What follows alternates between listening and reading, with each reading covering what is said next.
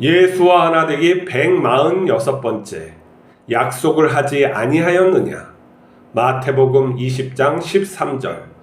주인이 그 중의 한 사람에게 대답하여 이르되, 친구여, 내가 내게 잘못한 것이 없노라.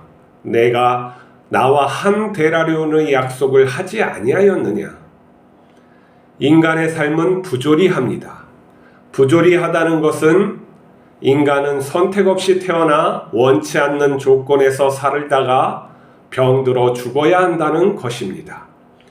이런 세상을 하나님께서 만드셨을까요? 아닙니다. 사람들이 욕심을 부리다가 이런 세상이 된 것입니다. 그럼 하나님은 가만히 있었을까요? 아닙니다. 하나님께서는 인간에게 끝없는 은혜를 주시며 옳은 길을 인도하셨습니다. 성경 본문을 보면 주인이 종일 뙤약볕에서 일한 사람과 1시간 일한 사람의 품값을 같게 줍니다. 종일 일한 사람의 눈에는 주인의 행동이 불공평합니다. 1시간 일한 사람이 즐거워하는 것을 보니 화가 납니다. 그러나 하나님께서는 모두에게 은혜를 베푸신 것입니다. 세상의 부조리함은 인간의 능력으로 해결되지 않습니다. 부조리한 세상을 자기 능력으로 살면 힘들고 고통스럽습니다. 그리스도인은 하나님의 은혜로 살아감을 깨달아야 합니다. 우리는 예수님 안에서 살아갑니다. 하나님은 우리를 품고 있습니다. 우리는 세례받을 때 나는 죽고 새 사람으로 살겠다고 맹세했습니다. 약속을 지키며 살고 있습니까? 그것이 우리의 힘으로 가능할까요? 하나님은 나와 함께 하시며 끝까지 지켜주시겠다고 맹세했습니다. 하나님이 우리를 구원합니다. 우리가 1시간 남았을 때 부름받아 일한 일꾼입니다. 내가 부조리한 인간입니다. 우리는 자신을 알고 감사해야 합니다. 이웃의 형편을 헤아리고 불쌍히 여겨야 합니다. 나에게 하나님께서 주신 구원의 한 데나리온이 있음을 기억하고 기뻐해야 합니다. 오늘 성경 본문은 포도원 주인이 일꾼을 갖다가 고용해서 일을 시키는 것으로 나옵니다. 이게 천국의 비유예요. 포도원 주인이 천국을 상징한다고 말할 수 있어요. 일꾼들을 아침 일찍 가서 데려와서 일하게 했는데 이 주인이 또 나가보니까 노는 사람들이 있는 거예요. 일을 찾지만 글을 쓰지 않는 사람들이 있는 것이죠. 왜 그랬을까요? 일자리가 부족했을 수도 있고, 또는 그들에게 어떤 나약한 모습, 아니면 신체적으로 부족한 모습, 이러한 것들이 있어서 그를 고용하지 않았을 수가 있어요. 하지만 주인은 그들을 갖다가 고용하기 시작해요. 12시가 됐는데, 대낮에 됐는데 또 나가니까 또 고용을 해요.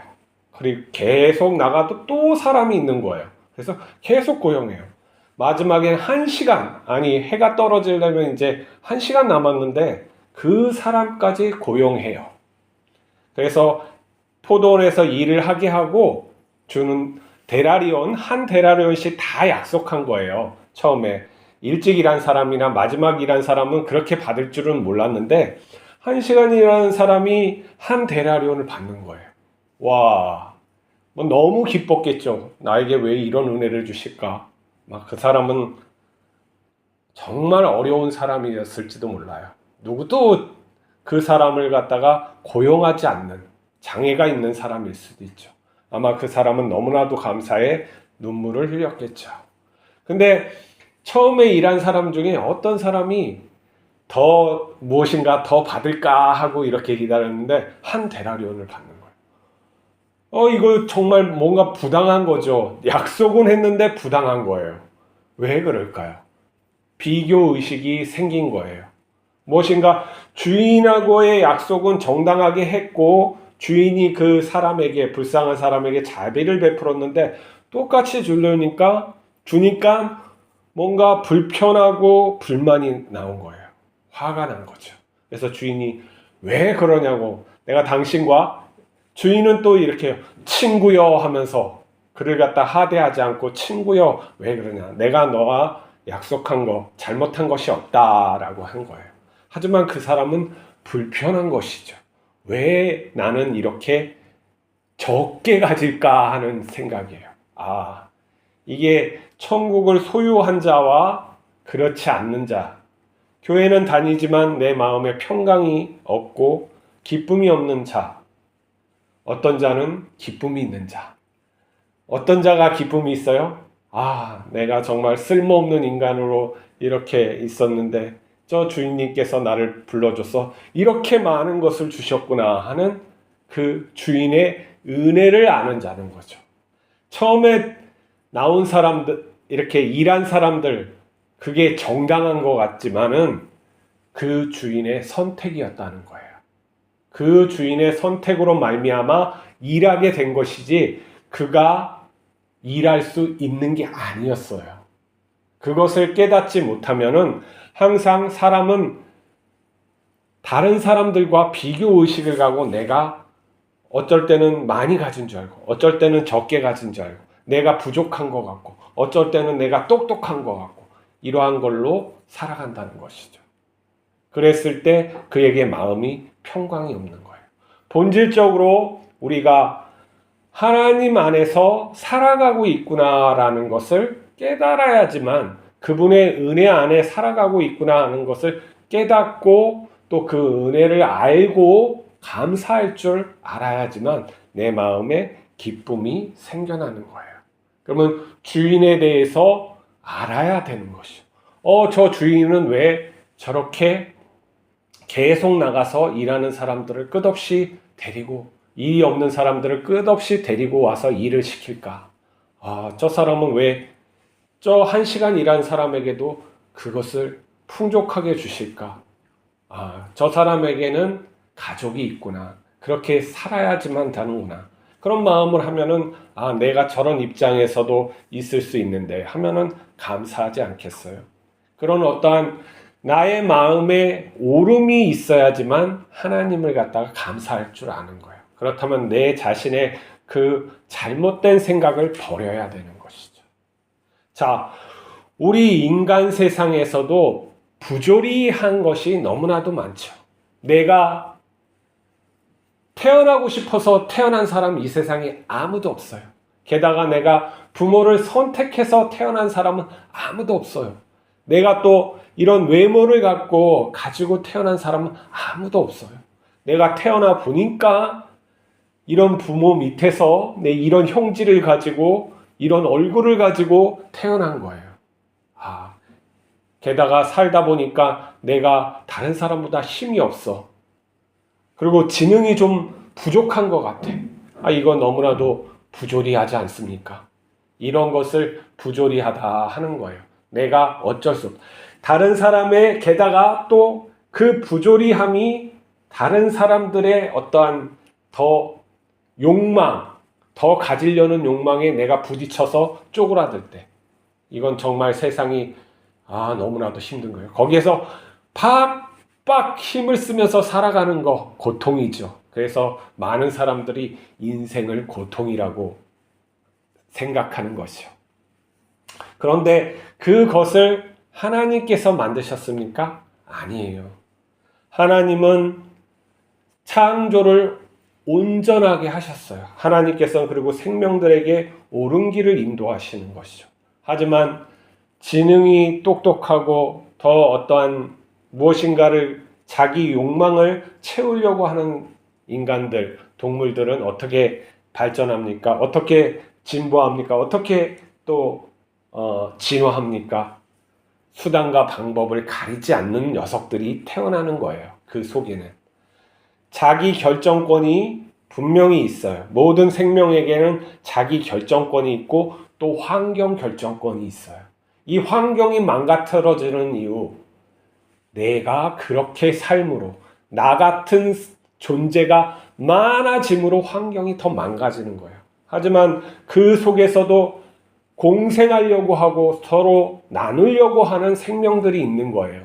나무 같은 경우에는 어떻습니까? 누구를 해치는 그런 것보다는 공생하고 살고 있잖아요. 무엇인가 햇빛을 받아서 다른 생명들에게 자신의 것을 나누어줘서 살게끔 공생하는 생명들이 있잖아요. 근데 인간은 어떻게 살고 있습니까? 내가 다른 사람 것을 빼앗으려고 하는 욕심이 굉장히 많은 것이죠. 오늘날 같이 대체적으로 이 풍요로운 세상에, 지능도 높고 풍요로운 세상에서 이렇게 갈등이 많습니까? 왜 전쟁을 하죠? 큰 나라가 작은 나라를 왜 두들겨 패죠? 그 위협이 있어서 그렇습니까? 아니죠.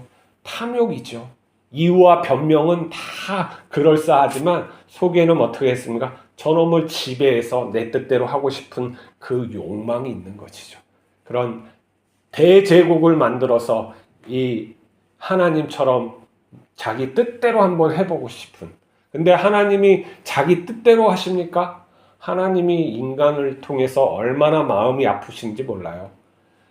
하나님께서 자기를 창조하고 자기가 창조한 피조물이 타락하고 사는 것을 보면서 마음에 한탄하셨다고 해요. 자기가 만드신 피조물, 그걸 보고 내가 슬퍼하고 우는 거예요. 그러니까 하나님께서는 오름으로 계속 그 생명을 갖다가 올바로 하는 거예요.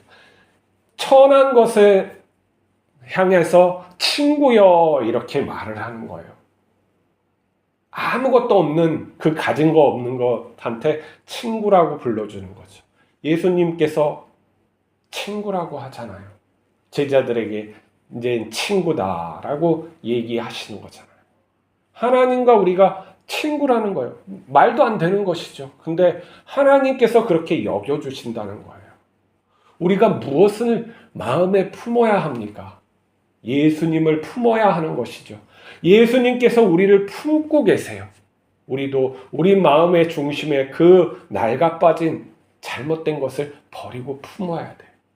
우리의 의식, 우리의 무의식에는 이 하나님의 영이 들어올 수 있어요. 하나님의 정신이 들어올 수 있고 말씀이 들어올 수 있어요. 내가 그것을 갖다가 믿고 사랑하고 그것이 옳음을 깨달음으로써 계속 그렇게 살아갈 때 내 마음에 거짓된 것은, 잘못된 것은 떨쳐나가고 내가 그러한 사람이 될 수가 있어요. 우리 뇌가 그렇게 반응하게 만들어질 수 있어요. 우리 뇌는 있는 것과 없는 것을 잘 구분하지 못해요. 그렇지만 이성도 있고 하나님의 계시를 받아들일 수 있는 것도 있어요. 그래서 이 세계에서는 새로운 세상, 새로운 가치, 이런 것을 만들어서 구축할 수 있는 거예요.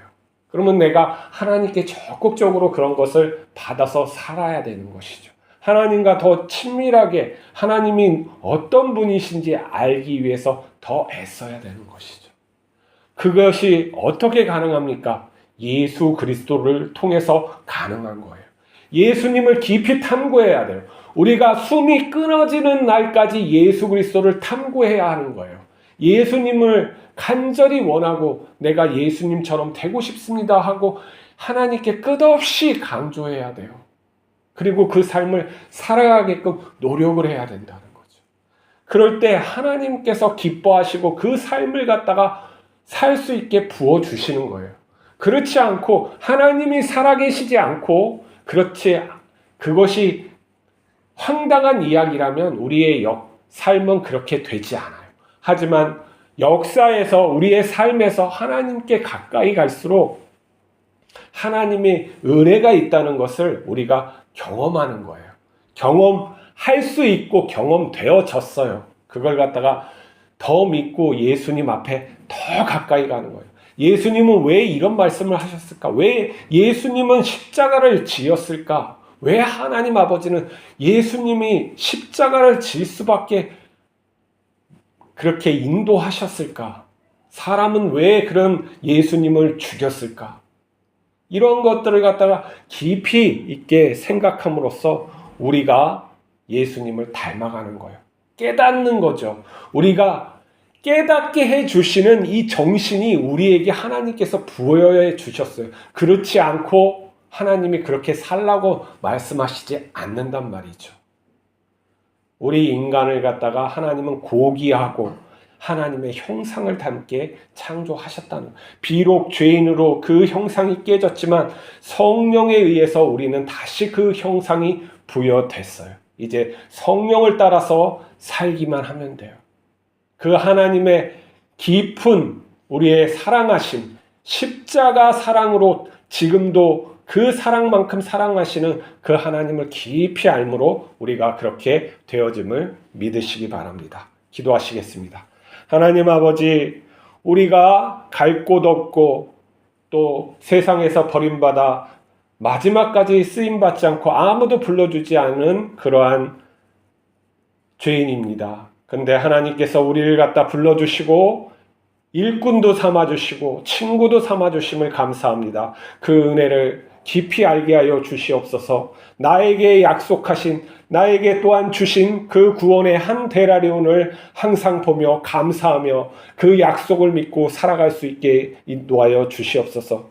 하나님, 그렇게 살 때 역사하여 주시고 하나님이 함께 하시고 우리를 새로운 피조물로 하나님의 영광에 이르게 함을 믿게 하여 주시옵소서. 우리 주 예수 그리스도 이름으로 기도하옵나이다. 아멘.